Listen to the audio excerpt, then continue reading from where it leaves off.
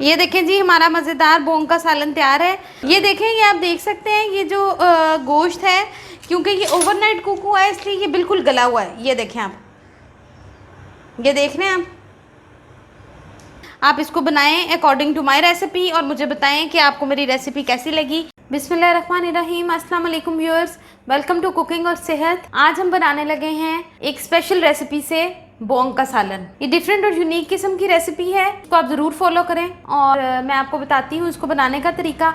इसके 2 स्टेप्स हैं बनाने के। पहले मैं इसकी यखनी निकालूंगी और फिर मैं इसका सालन और यानी इसकी ग्रेवी बनाऊंगी। ठीक है, इसके लिए मैंने जो यखनी निकालने के लिए मैंने जो चीज़ें ली हैं उसमें मैंने एक पूरी बोंग ले ली है, हड्डियों समेत, यानी बोंग की हड्डियाँ भी और गोश्त भी।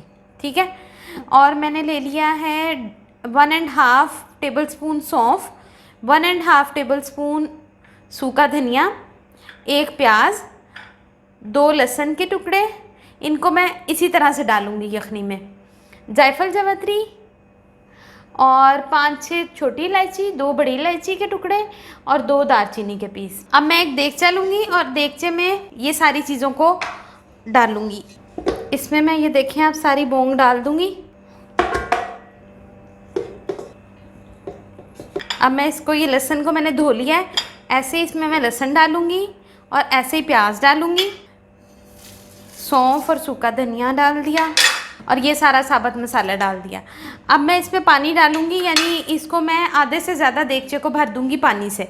और इसको आप ओवरनाइट कुक करें तो ज़्यादा बेहतर है, नहीं तो आपको इसको लो फ्लेम पे, बिल्कुल लो फ्लेम पे 7 से 8 घंटे पकाना है। ठीक है, ओवरनाइट कुक करना ज़्यादा बेहतर है। मैं इसको ओवरनाइट कुक करूँगी, उसके बाद मैं आपको सुबह इंशाल्लाह इसका ग्रेवी बनाने का तरीका बताऊँगी। सुबह मैं आपको इसकी शक्ल दिखाऊँगी कि ये किस तरह से हो जाएगी ओवरनाइट कुक होने के बाद, और फिर मैं आपको इसका आगे प्रोसीजर बताऊंगी इंशाल्लाह जी। तो व्यूअर्स ये देखें, इसको मैंने जैसा कि आपको बताया था मैं इसको ओवरनाइट कुक करूंगी, तो मैंने इसको ओवरनाइट कुक किया है। ठीक है, बाद में इसकी शक्ल ये देखें, गोश्त इसका जो है वो पूरा गल गया है। ठीक है, ये देखें गोश्त गल गया और जो लहसुन अदरक है, लहसुन और प्याज था, तो देखें वो इस शक्ल में आ गया। अब मैं ये लहसुन और प्याज को निकाल दूँगी, यखनी को अलग कर लूँगी, गोश्त को अलग कर लूँगी। उसके बाद के जो स्टेप्स हैं उसको आपने मेरे साथ साथ फॉलो करना है। ये देखें, ओवरनाइट कुक करने के बाद मैंने यखनी को अलग कर लिया है, गोश्त को अलग कर लिया है और जो हड्डियों की मिखें थी उनको मैंने अलग निकाल लिया है। अच्छा जी, इसकी ग्रेवी बनाने के लिए मैंने लिए हैं 2 मीडियम साइज़ के प्याज, 2 बड़े जवे लहसुन के, 4-5 लौंग, 1 बड़ी इलायची, 2 छोटी इलायची, और ये अहम इंग्रेडिएंट है, ये है जायफल और जावित्री को मैंने पीसा हुआ है। इस मसाले का हम बस 1 चुटकी डालेंगे, जायफल और जावित्री का पाउडर पीसा हुआ, क्योंकि हमने ये इसके अंदर भी डाली थी। जब हम इसकी ग्रेवी में डालेंगे, एक तो इसकी खुशबू बहुत अच्छी आएगी और दूसरा कलर बहुत अच्छा आएगा। इसके अलावा इसमें जाएंगे जी सिर्फ नमक और काली मिर्च, ये आप अकॉर्डिंग टू टेस्ट डाल सकते हैं। अब आपने मेरे साथ साथ रहना, मेरे स्टेप्स को फॉलो करना है जिस तरीके से मैं बनाऊंगी। स्टेप्स आगे पीछे होंगे तो बोंग का जो सालन है वो वैसे नहीं बनेगा। ये देखें जी, मैंने देगचे में ऑयल डाल दिया है, तकरीबन हाफ से ज़्यादा कप। अब मैं इसमें डालूंगी पहले प्याज। अच्छा जी, पहले मैंने ऑयल ले लिया, ऑयल में मैंने प्याज डाल दिया। प्याज मेरा थोड़ा सा ब्राउन होगा तो मैं इसमें डाल दूंगी लहसुन। लहसुन को मैं प्याज के साथ फ्राई करूंगी, उसके बाद मैं आपको बताती हूँ मैं क्या करने वाली हूँ। ये देखें जी, प्याज हमारा जब इस स्टेज पे आ जाएगा, अब मैं इसमें साथ डाल दूंगी लहसुन, और इस लहसुन को मैं प्याज के साथ ही गोल्डन करूँगी। ठीक है, जब ये थोड़ा सा नरम हो जाएगा तो फिर मैंने ये देखें, ये है वो जो मैंने यखनी में 2 जवे लहसुन के डाले थे, उनको मैंने निचोड़ लिया है ताकि वो लहसुन भी वेस्ट ना हो। इसमें जितना ज़्यादा लहसुन जाएगा उतना ही अच्छा है, क्योंकि इससे इसका कोलेस्ट्रॉल लेवल थोड़ा कम हो जाएगा। ये देखें जी, अब हमारा लहसुन इस स्टेज पे आ गया। अब मैं इसमें ये वाला पेस्ट भी डाल दूँगी लहसुन का, ताकि ये वाला लहसुन भी भुन जाए और कोई कच्चापन ना आए लहसुन का। ठीक है, ये देखें हमारा प्याज और लहसुन जो है वो गोल्डन कलर का हो गया। थोड़ा सा इसको और कर लेते हैं। ये देखें कितना खूबसूरत सा गोल्डन कलर का प्याज हो गया।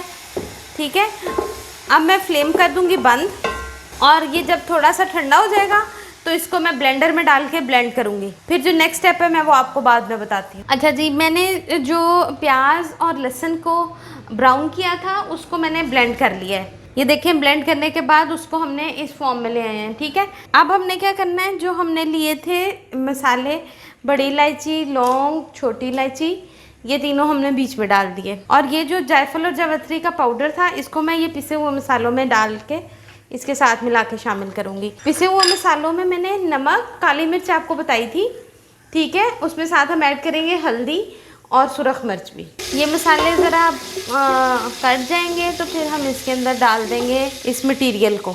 अब मैं इसमें डाल रही हूँ ये प्याज और लहसुन वाला मटेरियल। जग में हमने ज़रा पानी ऐड करके वो भी शामिल कर दिया है ताकि हमारा जो मटेरियल है वो अच्छी तरह से। अब हमने क्या करना है, अब हमने डाल देने हैं अपने ये मसाले सारे। ठीक है, इन मसालों को डाल के अब हमने इसकी भुनाई करनी है अच्छे से। अब हमने ये अपना मसाला भूनना है, यानी ये हमारी ग्रेवी का मसाला है, इसको हमने बहुत अच्छे से भूनना है। फिर इसके बाद मैं आपको बताती हूँ कि आपने क्या करना है। ये देखें जी, मसाला हमारा भुन गया है। जब घी साइडों पे आने लग जाए, घी अलग हो जाए और मसाला दरमियान में इकट्ठा होने लग जाए, इसका मतलब होता है कि हमारी हंडिया भुन गई है। ठीक है, बड़ी अच्छी खुशबू आ रही है, लहसुन की स्मेल ख़त्म हो गई है और मसालों की खुशबू बड़ी अच्छी आ रही है। अब मैं क्या करूँगी, ये जो गोश्त है, ये गोश्त मैं इसमें ऐड कर दूँगी। इसको ज़रा मिक्स करूँगी थोड़ा सा। आप देख सकते हैं कितनी अच्छी इसकी शक्ल बनी है और कितनी अच्छी इसकी खुशबू आ रही है। वो आप फील नहीं कर सकते, लेकिन मैं कर सकती हूँ। अब इसमें मैं ऐड कर दूँगी जो यखनी मैंने निकाली थी। ठीक है, ये देखें जी, अब मैंने इसमें वो यखनी डाल दी है, गोश्त डाल दिया था। अब मैंने इसको पकाना है जितना मुझे शोरबा चाहिए। ठीक है, अगर आपको ज़्यादा चाहिए तो आप उसको ज़्यादा रहने दें, लेकिन आपने इसको 10 से 15 मिनट तक पकाना है। ठीक है, आपको जितना चाहिए आप उसके मुताबिक इसको कर लें, लेकिन 15 मिनट आपने इसको पकाना है। यहाँ पर आप इसका नमक और मिर्च टेस्ट कर लें, अगर आपको लगे तो आप इसमें नमक और काली मिर्च और ऐड कर दें। ठीक है जी, अब इसको मैं 15 से 20 मिनट तक पकाऊंगी। उसके बाद अगर मुझे लगेगा कि पानी यखनी मेरी ज़्यादा है तो मैं इसको थोड़ा सा तेज़ आंच पे और पका लूँगी। फिर मैं बाद में आपको अब इसकी फ़ाइनल लुक दिखाती हूँ। ये देखें जी, हमारा मज़ेदार बोंग का सालन तैयार है। जैसा कि मैंने आपको पहले बताया था कि आप शोरबा अपने मुताबिक रख लें जितना आपको चाहिए, क्योंकि ये शोरबा हमने उसकी यखनी को ही खुश किया और बनाया था। ये देखें जी, हमारा मज़ेदार बोंग का सालन तैयार है। ये देखें, ये आप देख सकते हैं, ये जो गोश्त है, क्योंकि ये ओवरनाइट कुक हुआ है इसलिए ये बिल्कुल गला हुआ है। ये देखें, ये देख रहे हैं आप इसको बनाएं अकॉर्डिंग टू माय रेसिपी और मुझे बताएं कि आपको मेरी रेसिपी कैसी लगी। नेक्स्ट वीडियो तक के लिए अल्लाह हाफिज़।